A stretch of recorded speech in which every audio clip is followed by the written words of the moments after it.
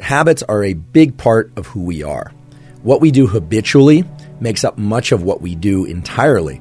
In fact, it's estimated that up to 70% of our waking behavior is made up of habitual behavior. People are highly variable, and if you can't form one habit easily, it doesn't mean that you can't form other habits easily. It takes 21 days to form a habit. Some people say 18, some people say 21, some people say 30 days, some people say 60 days. So which one is it? Does it depend on the habit that one is trying to form, or does it depend on the person that's trying to form the habit? There's a study published in 2010, first author Lally, L-A-L-L-Y. This study found that for the same habit to be formed, it can take anywhere from 18 days to as many as 254 days for different individuals to form that habit. So what I'd like to do is to take the scientific literature of how the nervous system learns and engages in neuroplasticity and apply that to habit formation, habit maintenance, and, if so desired, how to break particular habits. I'd like to give you a particular tool that's gleaned from the research psychology literature. With each repetition of a habit, small changes occur in the cognitive and neural mechanisms associated with procedural memory. So I just want to talk for a second about what procedural memory is. In the neuroscience of memory, we distinguish between what's called episodic memory and procedural memory. Episodic memory is a recall of a particular set of events that happened, whereas procedural memory is holding in mind the specific sequence of things that need to happen in order for a particular outcome to occur. So think of it like a recipe or a protocol, or if for sake of exercise, it's like sets and reps, or a particular course that you're going to run or cycle, or the number of laps you're going to swim and how you're going to perform it. It's very clear that for anyone trying to adopt new habits, getting into the mindset of procedural memory is very useful for overcoming that barrier that we call limbic friction. How do you do that? Well, a simple visualization exercise, or it doesn't even have to be done eyes closed. Oftentimes we hear visualization exercise. You think about sitting in the lotus position, eyes closed, and trying really hard to visualize something.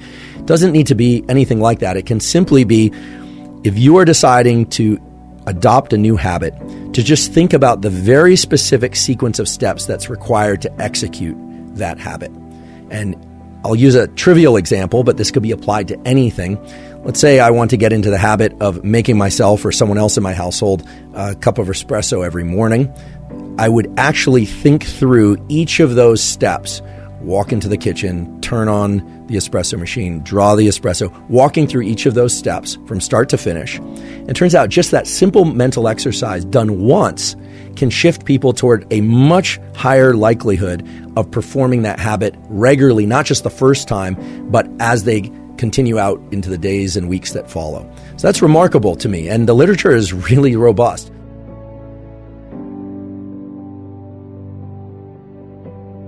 So now I'd like to discuss a second and what I think is perhaps the most powerful tool for being able to acquire and stick to new habits.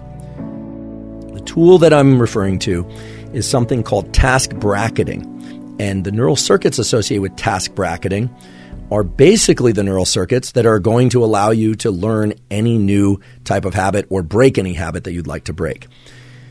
We have in our brain a set of neural circuits that fall under the umbrella term of the basal ganglia. The basal ganglia are involved in action execution, meaning doing certain things, and action suppression, not doing certain things. In the experimental realm, these are referred to as go, meaning do, or no go, don't do certain things. And some of us fall more into the category of we find it very easy to do certain things, but harder to not do other things.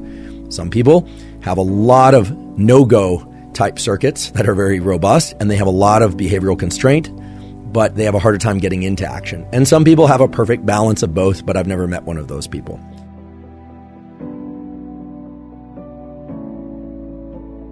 Task bracketing involves a particular set of neural circuits within the basal ganglia. Is that we have particular circuits in our brain that are devoted to framing the events that happen just before and as we initiate a habit, and just after and as we terminate a habit.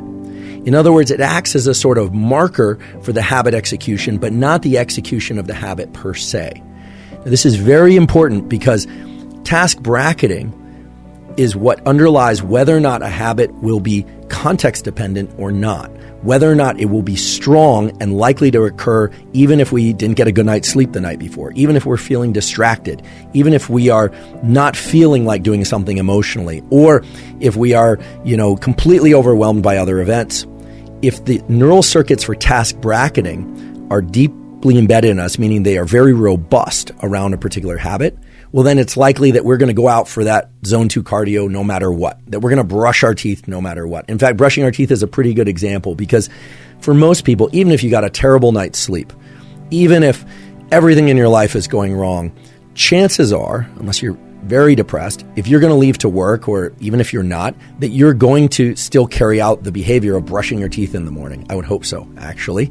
But you are probably less likely to perform particular habits that are not what you deem as necessary. But if you think about it, brushing your teeth, exercise, eating particular foods, maybe engaging socially in particular ways, you are the one that places any kind of value assessment on which ones are essential and which ones are negotiable.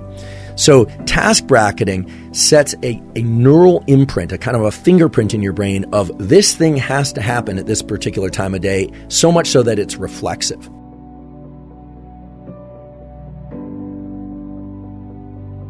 While it is important to think about the sequence of events that would be required in order to engage in that behavior, that procedural memory visualization exercise we talked about before, that will help. There is a way also that you can orient your nervous system toward this task bracketing process so that your nervous system is shifted or oriented towards the execution of a given habit. So this is sort of like warming up your body to exercise. When the dorsolateral striatum is engaged, your body and your brain are primed to execute a habit, and then you get to consciously insert which habit you want to perform. So in order to leverage the neural mechanisms of task bracketing, in order to increase the likelihood that you're going to perform a particular habit, I have to break it to you that one thing that you've probably heard over and over about habit formation is not true. And what I'm referring to is this idea that if you are very specific about exactly when you're going to perform a particular habit, that you are more likely to perform that habit. And while that is true in the short term, it is not true in the long term.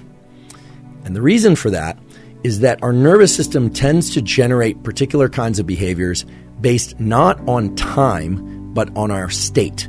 Meaning what level of activation is taking place in our brain and body, how much focus we happen to have, how fatigued we are, how energized we are.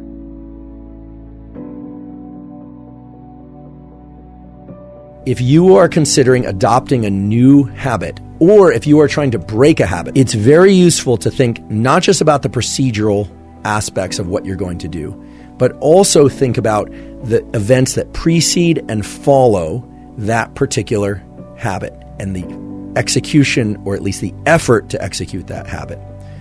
What you're doing is you're casting a kind of a spotlight around a bin of time or a set of events for which dopamine can be associated. What does this look like in the practical sense?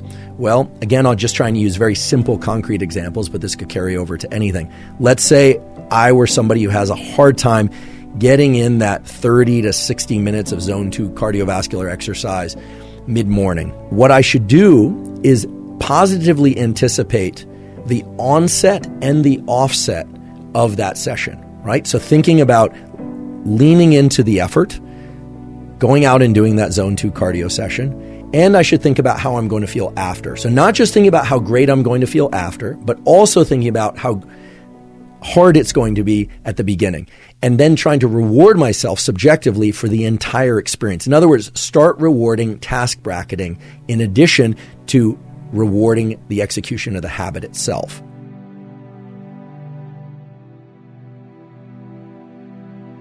And in that moment, capture the sequence of events, not that led to the bad habit execution, but actually to take advantage of the fact that the neurons that were responsible for generating that bad habit were active a moment ago, and to actually engage in a replacement behavior immediately afterward.